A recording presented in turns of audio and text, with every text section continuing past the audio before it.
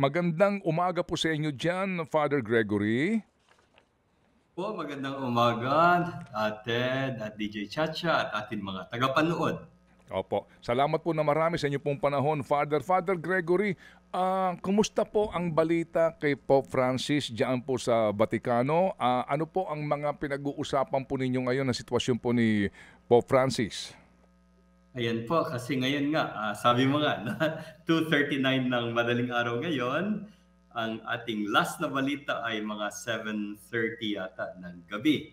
So habang medyo kumakain kami, chinek ko ng konti, no, yung mga balita.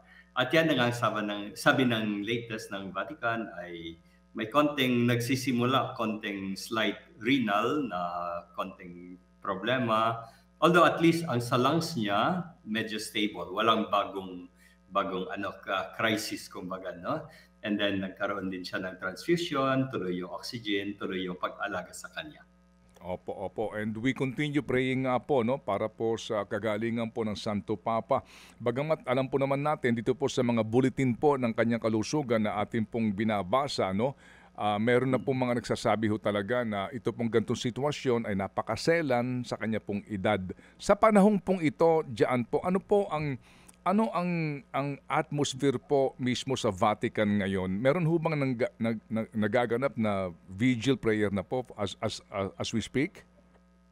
Ay, hindi naman po kasi Sunday nga ngayon, so maraming mga masses. Although sa bawat misa ay nagkakaroon ng mga prayers dito mismo sa Colegio Filipino, no? Kasama natin yung ating mga kaparian dito na pinadala ng mga obispo for further training, ongoing formation, for further studies na rin. At kanina nagmisa sa amin dito ay si Cardinal Tagle ng alas 8 ng umaga. Pinagdasal din namin. Nung hapon naman nakapunta ako sa isang community ng mga taga Samar Leyte at doon pinagdasal din ang ating Santo Papa. So kumbaga sa kanya-kanyang mga parokya, tuloy-tuloy ang ating pagdarasal. Opo, opo. Ano ho bang oras ang unang misa ngayong Sunday diyan sa Roma sa St. Peter's Basilica, Father? Usually may mga 7:15 na mga masses kasi marami din mga chapel, so kanya-kanyang mga little masses. Ngayon yung sa mismong basilica, nagmamas mga 8:30 and then every hour and a half or every hour, meron din sa umaga. Opo. Father, ako po'y humihingi ng pangunawa sa inyo, ano po, kasi dito po sa aking katanungan na ito, Opo. ay may kaugnayan na sa ngayon po naman balita na mismo na nanggagaling sa Roma na ngayon pa lang po sa sitwasyon na ito ni Pope Francis, mayroong mga sinasabi ng mga posibilidad. Opo, posibilidad kagaya po ng balita na meron daw bang inihanda ng letter of resignation ang Santo Papa para sa panahon na talagang ang kanyang problemang kalusugan ay mahirap na po masolusyonan, ay magkakaroon po ng vacancy sa Santo Papa? Okay. So parang nabalita na nga na actually mga parang months ago pa medyo nabalita na may letter, parang letter si Pope na or medyo instruction ganun, no, na anong gagawin kung hindi na siya maging capacitated, no. So ayan, although hindi nagawang public, I think yung isa din na nasabi, ewan kung galing sa kanya talaga or what, no, na kung sakali, kung dumating na yung panahon, parang gusto niya doon siya malibing sa Santa Maria Maggiore, sa Saint Mary Majors. Although hindi ko rin, ito yung mga sabi-sabi din, no, na hindi ko pa naman nakita yung nakasulat talaga. So, yung medyo ano tayo, na hindi natin alam exactly. Opo. Pero Father, kapag hubag ganito ang sitwasyon ng isang Santo Papa, Ah. sino po ang nakadikit sa kanya? Sino po ang nakakalapit lamang sa kanya? Okay. So sa ngayon kasi ang nandun of course yung mga doctors ng Italian doctors and then meron din mga Vatican na doctors. Kasi yung Vatican parang ibang bansa yan. Kumbaga pinakamaliit na bansa nasa loob ng Roma, ng city, and then bigla na lang may bansa doon sa loob. Although yung hospital ay nasa Rome, I think yan ang the best hospital ng Italy. And then yan ay mga 10 minutes away from the Vatican. Kung may naka-ambulance nga, naka-police escort, 10 minutes away. So napakalapit pa rin sa Vatican.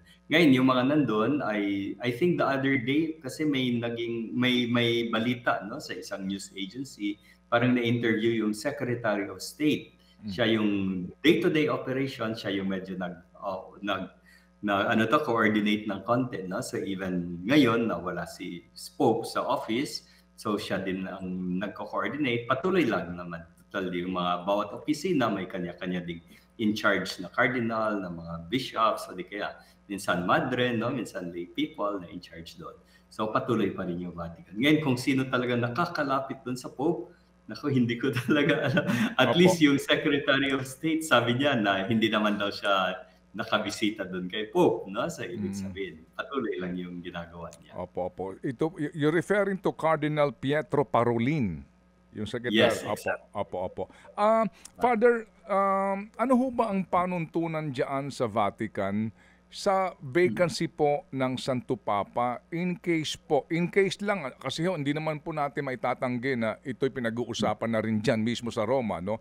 In case po ng ang Santo Papa is unable to function physically po because of whatever sitwasyon ng kanyang kalusugan, ano ho ba ang usually po, ano ba ang panuntunan po ng Roma, ng Vatican sa sitwasyon po na ganon? Oo, okay, sige. So, for example, yung usual na cases, halimbawa, ng time ni John Paul and Pope John Paul, and then yung before sa kanya, for the past 500 years yata, no, na pag namatay yung Pope, and then may mga nakaset, sa ngayon, may nakaset na talaga na procedures, na protocol, in case na walang Pope. So, it's either mamatay yung Pope, halimbawa, na in the case of John Paul, or mag-resign, kagaya ni Pope Benedict, na so may time na nawala yung Pope, may protocol na alam exactly kung anong gagawin. Halimbawa, may 2 weeks muna na hintayan bago mag-call ng meeting yung dean na tinatawag, dean of the cardinals, after 2 weeks pa. And then may 1 week na reflection. Lahat ng cardinals nandun, pati yung mga hindi na mag-vote, kasi above 80, hindi na reflection, tsaka pa lang mag-vote. So lahat yan naka-specify na lahat, no? Exactly saan sila titira, paano yung mga booths, paano yung mga confessor, lahat yan naka-kompleto na. Ngayon, magpapasok lang yan pag namatay yung Pope or pag nag-resign yung Pope. Ngayon, habang may Pope pa, wala pang yan, no? Wala pang effect yan. Opo, kasi kung babalikan po natin, Father, yung nangyari po dito kay Pope Francis, nag-resign po, di po ba, no? Si Cardinal Ratzinger, that time, nag-resign siya. Pope Benedict. Opo, si Pope Benedict, kaya po nagkaroon ng vacancy, kaya po nag-convene nga yung conclave. Opo, at siya nga ang nahalal. Opo, no? Opo. Yun ang kauna-unahang resignation po yata in 500 years, no? Sa history po ng Vatican. Yes, tama, sir. Opo. So, sa ngayon po, Father, na sa usapin po ng vacancy, kung who will call on the conclave to convene kung sakasakali po, meron ho bang munang parang grupo na magdedesisyon na it's about time to call the conclave at pag-usapan na po ang possible successor kung physically po ay incapacitated na po ang ating Santo Papa, o talagang maghihintay po tayo ng sorry po, ito po lamang po theoretical discussion, maghihintay po sa pagpanaw? Sa ngayon, actually, wala kasing naka-detail talaga na procedures. So, as of now, nakalagay lang, halimbawa, namatay yung Pope or kung mag-resign yung Pope. So, I'm sure, depende na yan, no? Case-to-case basis. I'm sure kung incapacitated yung Pope, then yung mga cardinals, malamang mag-uusap-usap din naman, no? Kung anong gagawin nila. Okay. Sige po.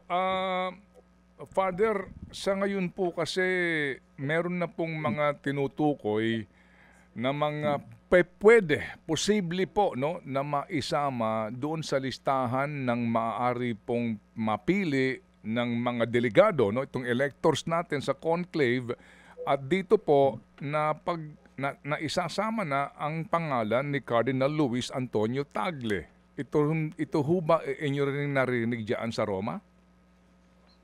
Well, nasa mga media no, na lumilitaw talaga. Although, mga iba't ibang pangalan. No? So, actually, kung titignan natin sa batas ng simbahan, sa canon law na tinatawag, no? Any baptized na male, pwede namang mapili. No? So, halimbawa, hypothetically ulit, no? Halimbawa, biglang naisip ng mga cardinal, si Sir Ted yung magiging pope. No? Pwede kung sa pwede. No? So, nakaano din yan, no? Kahit sinong pwede maging. So, although normally, yung mga cardinals mismo, sila, lalo na yung mga voting cardinals, sila yung magkakakilala, alam nila. Kaya may 1 week din na reflection. After ng 2 weeks na pahinga pag namatay yung pope or nag-resign, 2 weeks pahinga. And then yung 1 week na reflection, kwentuhan sila, magkakakilala pa sila lalo, and then saka na mag-votation. So usually mga cardinals, sila din yung may elect doon.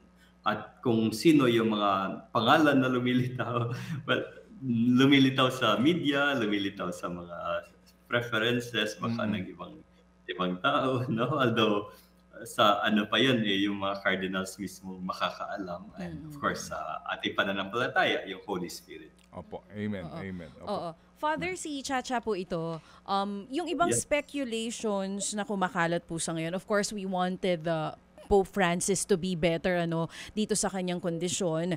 Pero sa ngayon, may mga lumulutang na kung sakali daw, magmumula po ang bagong Santo Papa either sa Asia, which is kasama nga po si Cardinal Tagle, or sa Latin America.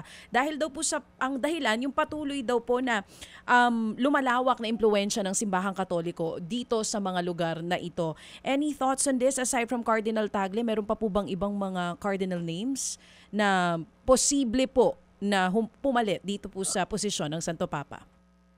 Okay, so thank you, DJ Chacha. Actually, ang mga lumilitaw na mga pangalan, no, we can say na yung mga nagfo-float na mga ideas na yon.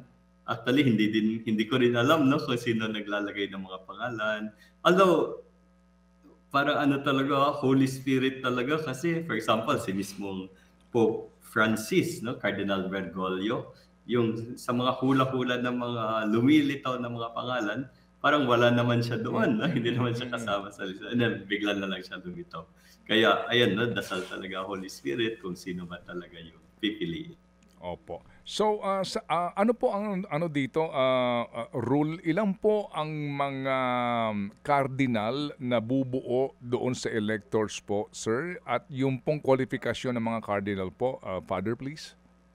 Okay. So, ang qualifications, it's basically below 80. Kasi pagdating na ng 80, hindi na kasama. I think 80 sa araw ng start ng election. So, kasi halimbawa, Monday nag-start. Usually Monday, nag-start yung election. Halimbawa, Wednesday, wala pang Pope. And then nag-birthday siya, nag-80th birthday. I think kasama pa rin siya doon sa election. Hindi naman siya papaalisin. Kaya, ang numbers, when it comes to numbers, normally, mga 120 yung target na number of cardinals, no? Although ngayon, lumampas nga, I think 136, 138 banda yung below 80. Although medyo na-foresee na rin ng konti, halimbawa within the coming months, baka may maging like on birthday na rin ng 80. And then another 114, more or less, na above 80 na cardinals na hindi na boboto. Although yung first week nga ng mga discussion, kasi doon nila titignan, they will listen to each other kung ano bang nangyayari sa kanya-kanyang bansa, parte ng mundo. And then pag-usapan nila, ano sana yung characteristics ng Pope. Halimbawa, doon sa mission, emphasize o di kaya sa doctrine o di kaya sa kung ano man, no, sa mga pulubi, kung ano man ang gusto nila ma-emphasize. Opo, at dyan ho ba sa sinasabi pong pagboboto ho nila, it's 1/2+1 majority, plain majority lang po, o may specific pong bilang na hinihingi po ang conclave? Okay, so ang first votation nila usually Monday afternoon, isang boto muna. And then kung wala nga Pope, ang requirement, yung tanong mo, is 2/3. Dapat maka 2/3 majority siya. Ngayon, after the first day Monday, second day, Tuesday, morning, 2, hapon, 2. And I think doon si Pope Benedict na elect, no, after ng pang-5 bali na voting. And then si Pope Francis naman, after ng 7th, kung hindi ako nagkakamali, bali Wednesday na elect siya. Ngayon, kung umabot na ng 30 yata o 34 na ballots na votation at wala pa rin naka 2/3, yung first two, yung top two, pagpipilian nila. So simple majority na. Okay, opo. So ganun ho pala ka to, no, ka sinsin, no, ka tedious. O sige po. Yes. So Father Greg, ano pong inyong panawagan sa lahat po ng mga Katoliko, sa lahat ng mga Kristiyano na nakikinig po ngayon sa aming pong programa para po sa ating pong panalangin kay Pope Francis sa kanya pong kagalingan. Go ahead po, Father Greg. Ayun, maraming salamat, Sir Ted. Ang ating Santo Papa ay siya mismo nagpapasalamat. No? 2 days ago, may communique yung Vatican na nagpapasalamat si Pope sa lahat ng ating dasal para sa kanya. At doon mismo sa hospital, yung mga bata, nagpadala ng drawing, mga sulat, no? Pati ibang mga patients sa ating Santo Papa. Kaya tuwang-tuwa din siya, ramdam na ramdam niya. At sana tayo din ang ating union with the Pope, no? Sa ating pagdarasal, pati yung mga hindi Catholics, hindi Christians, no? Pwede naman tayo magdasal para sa Pope at lalo na tayo mga Katoliko, sana ay maramdaman natin na kung saan man tayo, doon tayo pinadala ng Panginoon at nagiging collaborators din tayo ng Pope kung dinadala natin nga yung mensahe ng Panginoon kung saan man tayo nalagay. Opo. Amen. Opo. Father Greg, salamat po muli. We owe it so much po na kayo'y nagbigay po ng oras despite the unholy hour ngayon. Salamat po and extend our warmest regards kay Cardinal Tagle pa nakita po kayo. Kinukumusta ka mo ng inyo pong lingkod. Salamat po, Father Greg. Opo, Sir Ted and DJ Chacha. Maraming salamat sa inyong lahat. Thank you, si Father Greg Gaston.